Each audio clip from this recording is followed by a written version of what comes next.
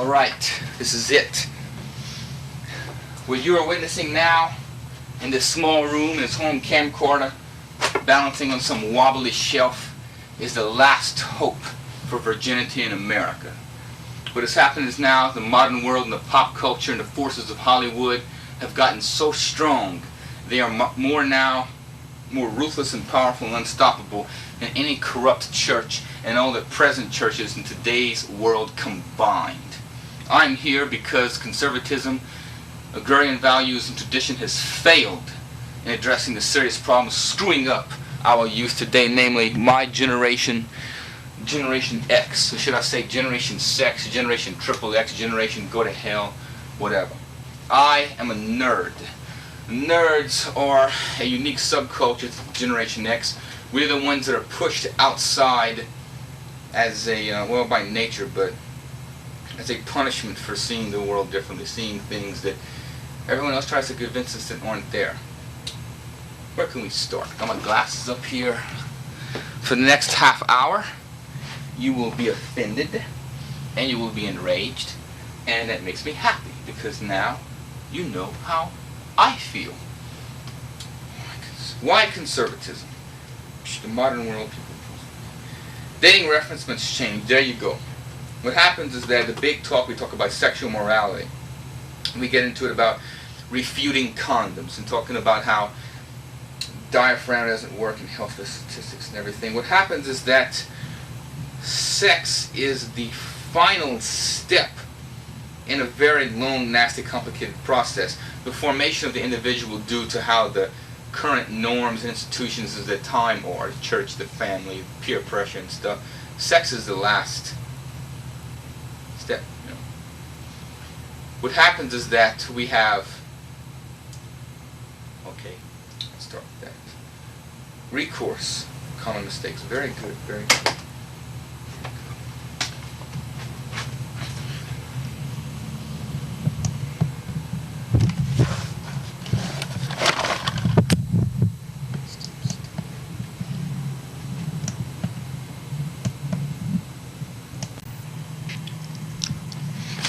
Alright, here it is.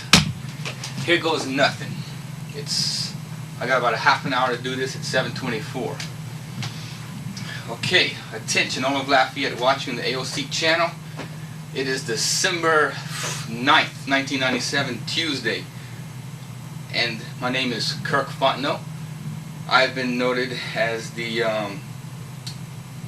campus extremist on our university we have over here, although I wouldn't want to say its name to incriminate myself and get myself in any type of trouble, you know.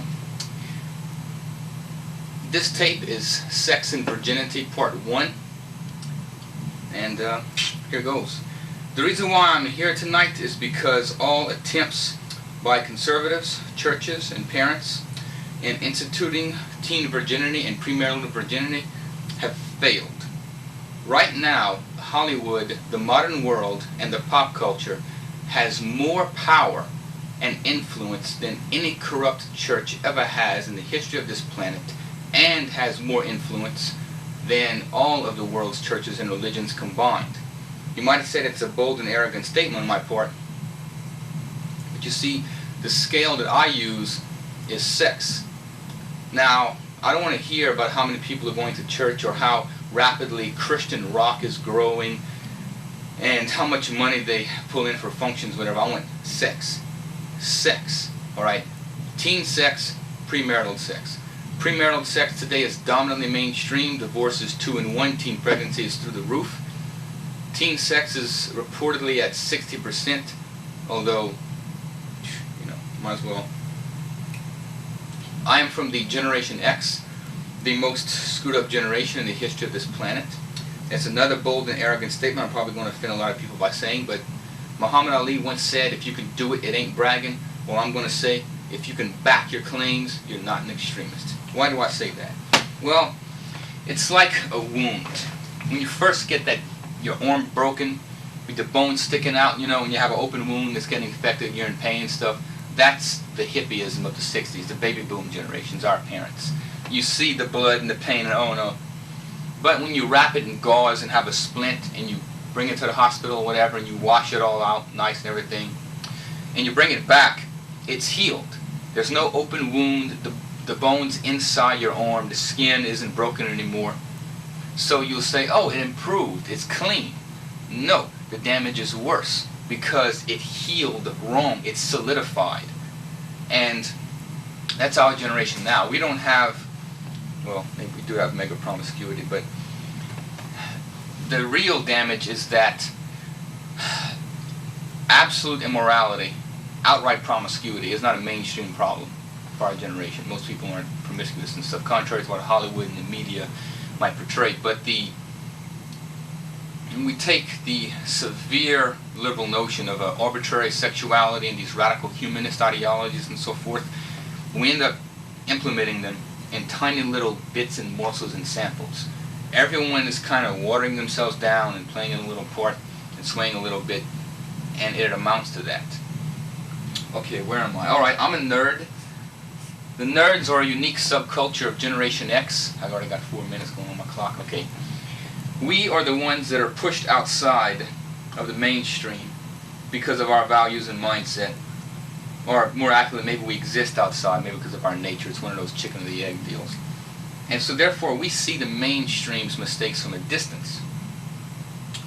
So my first assertion in restoring virginity in this country and some type of a media revolution or what have you, and addressing the issue, it's not all these, and I'm sorry to say this, wimpy and corny abstinence programs that we have talking to our teens, and it's horrible.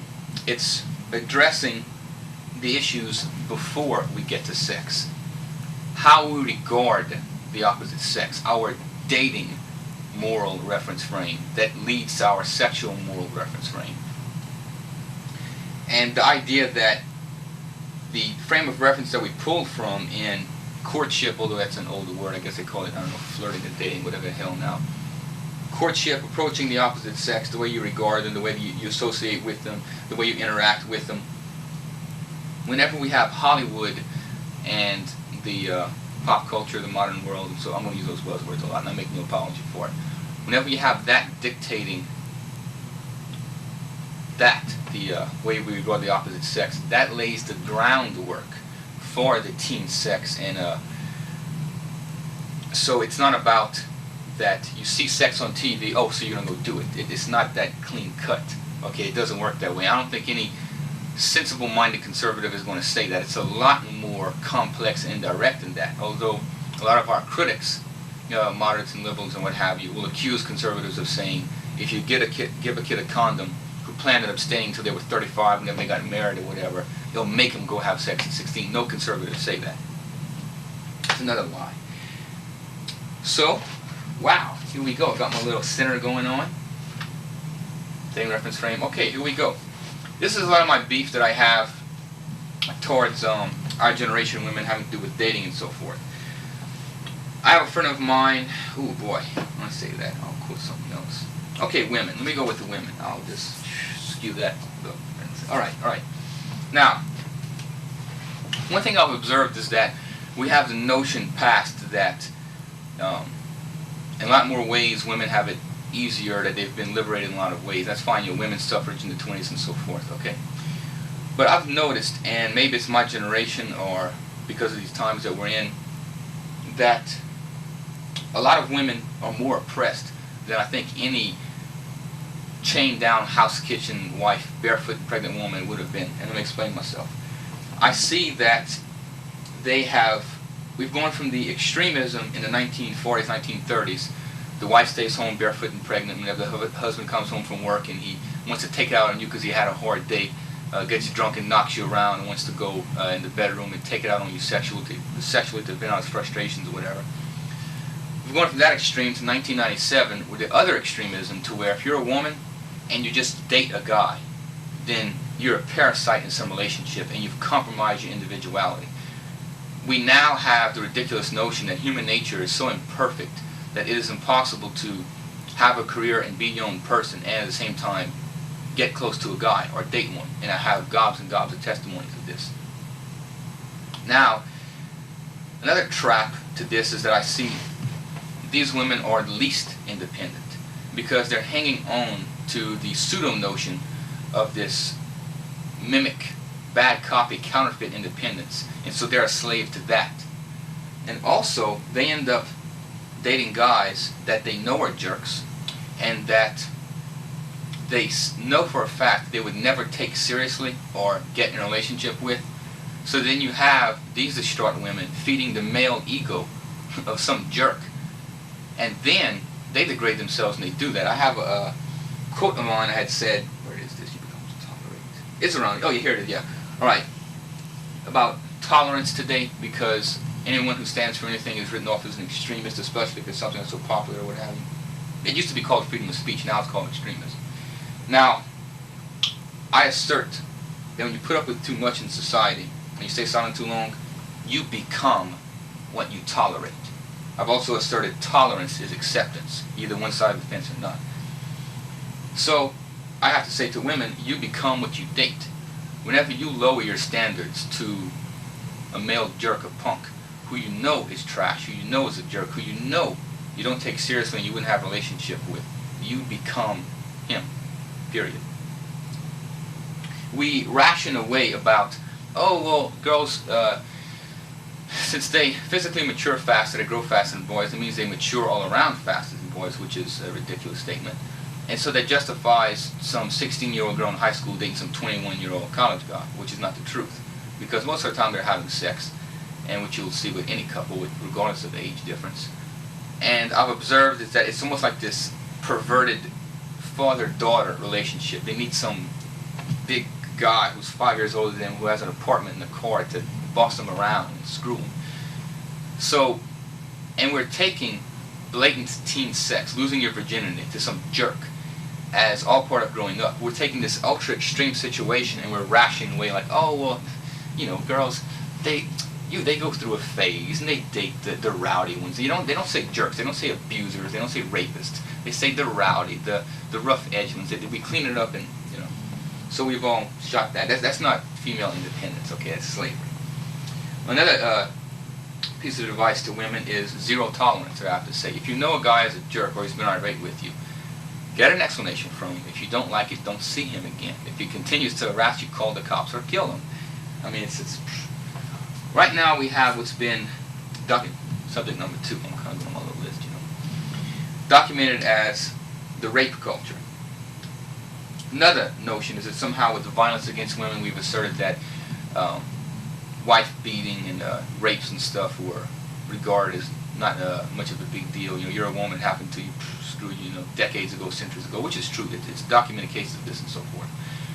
But I don't think it's so clean-cut and exact. I've asserted now, as far as date rape and acquaintance rape, is that it's a lot more difficult to rape a woman on a date or slip a ropeanol pill in her drink if your date consists of sitting in some long table with the whole family, with her on this end, you on this end, with the father in his overalls with a shotgun.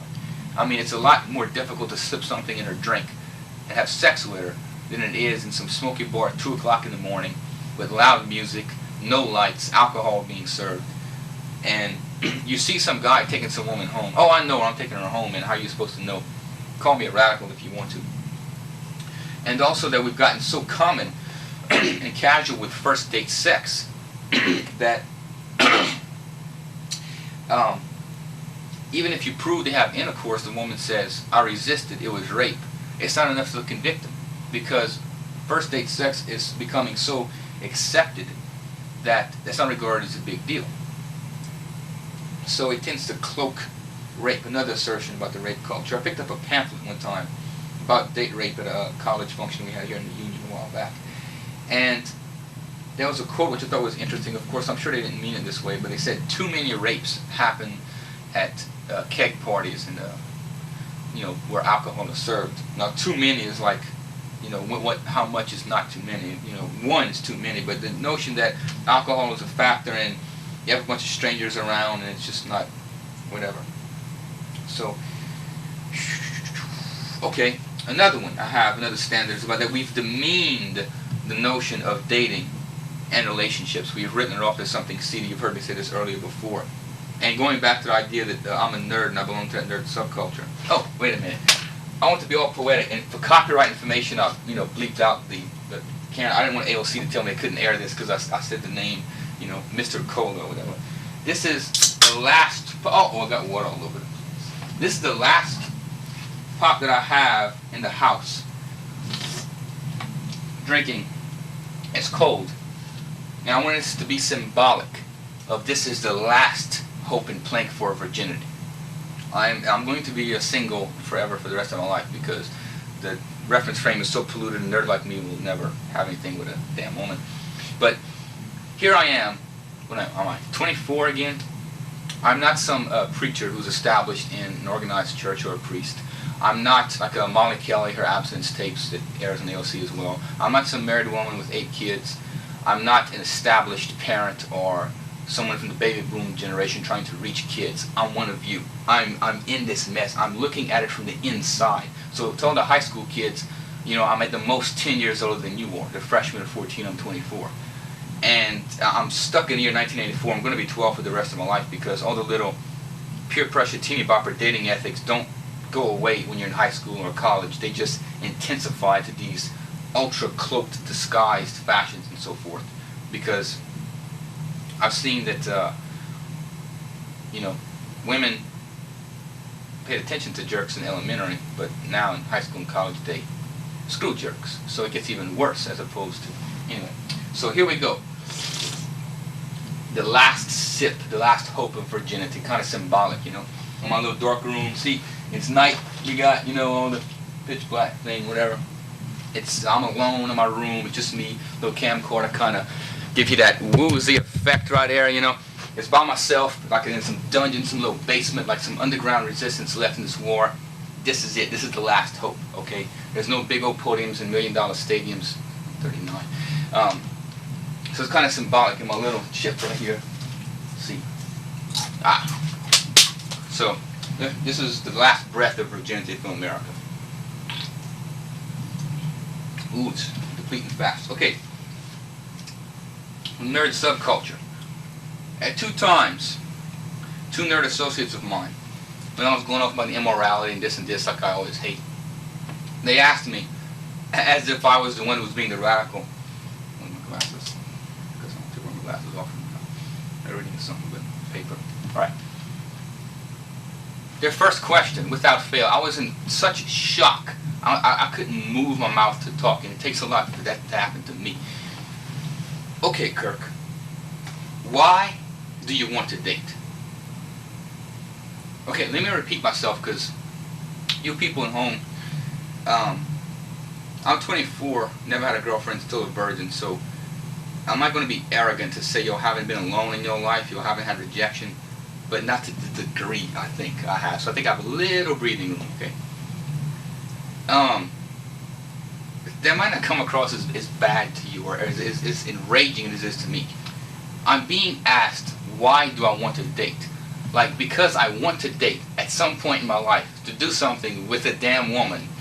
I am the one who's the radical and the extremist. That's how demeaning and savage we've gotten with the relationships between the sexes. Instead of it being a nice evening or something precious when you share time with a woman, talk with her, get to know her, grow with her, it's now, well, Kirk, your problem is that you want to date. Oh, well, thanks for straightening that out, Okay, another thing. Oh, nerd translations. I love this. Almost forgot to put this on with something else when I was compiling these notes and it reminded me of this. Kirk, your problem is that you're looking. Oh, okay. See, I should follow the advice a lot of these other rapists use. You show women that you don't care about them, and then they find you attractive. No, that's got to stop, okay? We need to stop acting like some animals in a wild kingdom. The male shows his attention away from the female, and this arouses the scent. This grass circle when the male circles, not noticing or making eye contact with, it stimulates her, and she no, okay, no. Oh, another one. Kirk, you're trying too hard. Oh, okay. I think it's a deviation for the first one. Never mind. All right. Now, another assertion that people like me are making this all up whenever I go off on Hollywood and influencing our young and distorting and contorting and polluting our reference frame. My time's going fast. The Hollywood limousine liberals call conservatives radicals and kooks for saying that the media affects our kids or has any influence, indirect or whatever, but yet all these advertised people and PR people and media people spend millions and billions of dollars about trying to influence and catch people's attention. You know, photo shoots, you know. They take 20,000 pictures of one woman with trying to get the light right and her hair done. It is a real statistic that one time for a Cosmopolitan shoot, it took the woman 5 hours to get made up for the shoot. How many women spend 5 hours in makeup and go out in public, 5 minutes at a time? I'm sure you have a lot of women who spend hours in the morning. I've heard horror tales and get up at 4:30 in the morning, their hair and stuff. But a couple of hours go by in the day, especially at work or something, and you're not going to look so perky and beautiful. But apparently with this new standard Hollywood is trying to set women are supposed to be as little statues and moving all around to be objects, these sexual objects. And these narrow barriers that few women can fit into. And at the same time, this is coming from the left, which takes credit for liberating women in some way. Oh yeah, generation gap. Generation X, and it's approach X, as in X marks the spot for some variable as in undefined. Maybe Generation 6, or Generation XXX, but we are an orphaned generation. The generation gap has gotten so bad that our parents cannot relate to us in any degree that it matters. I'm asking this: how many Generations Xers? How many of y'all have your parents brought up sex with you? I mean, you found about it on the playground because you had some horny friend who had dirty cable and his dad let him watch, or he stole his dad's Playboys and his Penthouse and his Hustler and his other smut whips and chains magazines and stuff like that. So anyway, we have Hollywood and the pop culture writing our sexual values for us as they're going to do to our kids. I fought with a Republican buddy of mine in a parking lot coming out of a movie one time, and I warned about all these dangers and so forth about what our children, and we're not making any motions to stop this. And he said, well, Kirk, that's wrong because I'm going to raise my children. I said, you're wrong, because right now I know that most of our parents didn't want to raise their kids to where 60% of teenagers would be having sex before 20. That's redundant anyway. But it's going to be even worse for this next incoming generation because the distinction and how different life has gotten for our parents as kids and us now for our kids is so radically changed that there's a relation factor that's more and more dimmed and fuzzy. And so it's already a fact that the modern world and the pop culture are writing our sexual morals for us, not our parents. Okay, not the churches, not the family. Okay, they're just like been disabled. The little socket's been burned off. So that's my assertion. We're an orphaned generation. Now,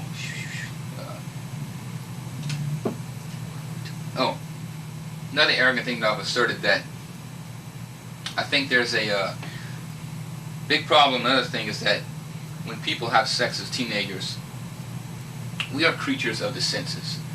You can get political about this, you can get religious about this. We focus on the tangible and the immediate, the here and now.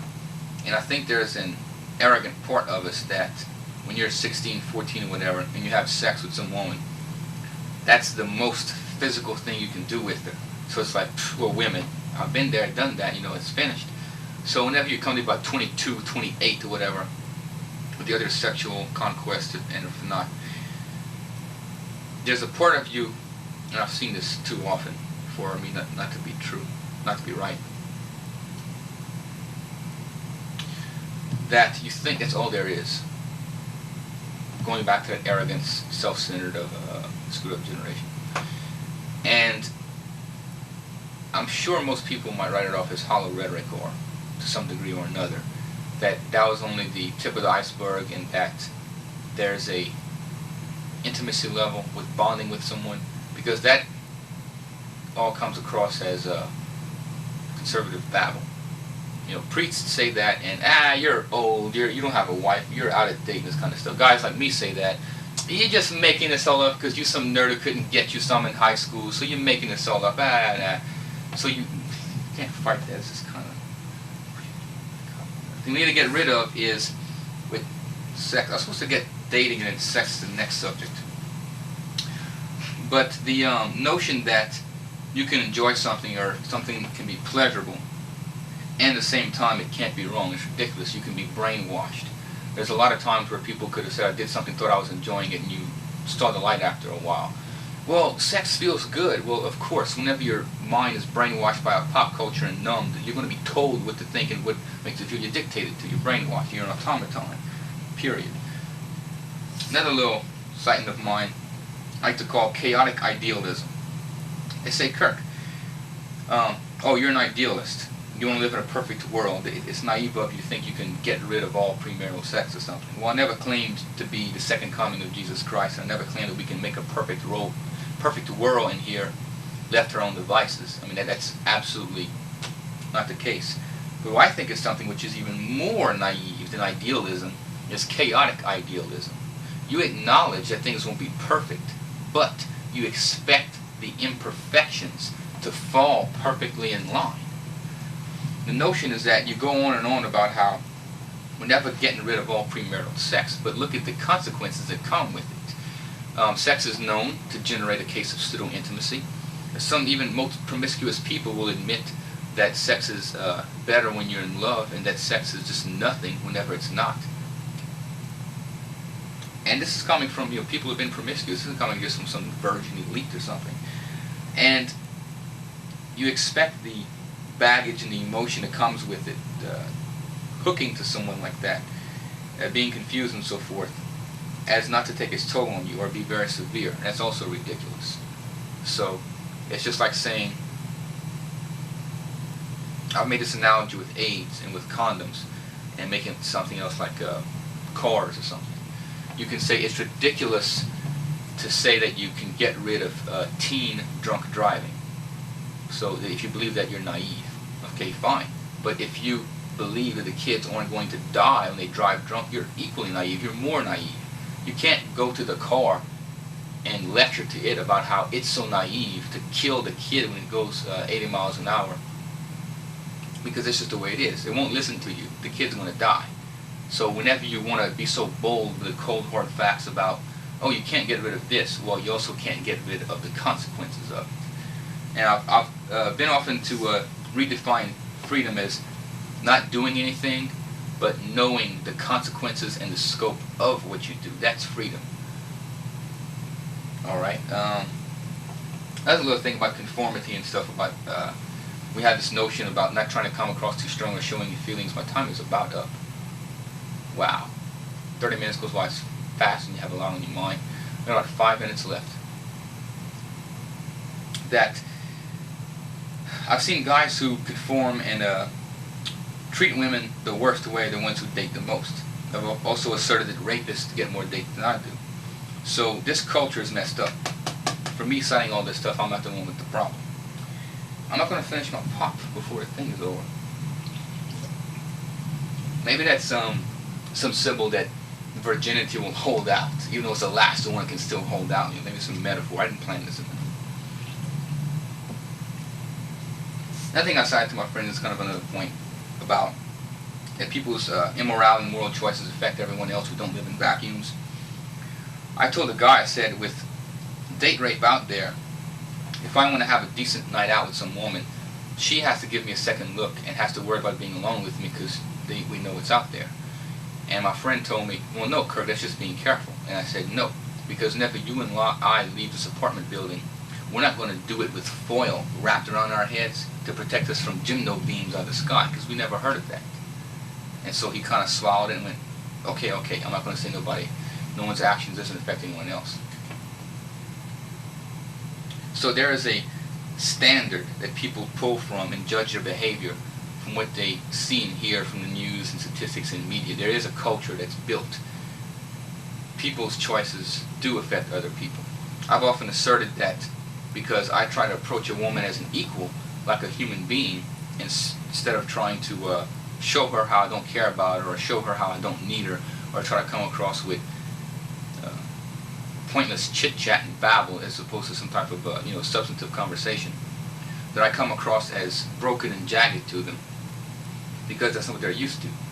So this lower standard from these male jerks are screwing my life, period. Oh yeah. Okay. Wow. I got so much junk here, but wow. Okay, another thing about politics. Let me go from right here. They say about conservatives are for government in the bedroom. That's ridiculous. Liberals are for government in the bedroom. Liberals are the ones that push these radical sex ed classes. Don't want to give condoms and plastic genitals to boys and girls and say, don't do it now, wait until you're 8. And I have one simple point to make.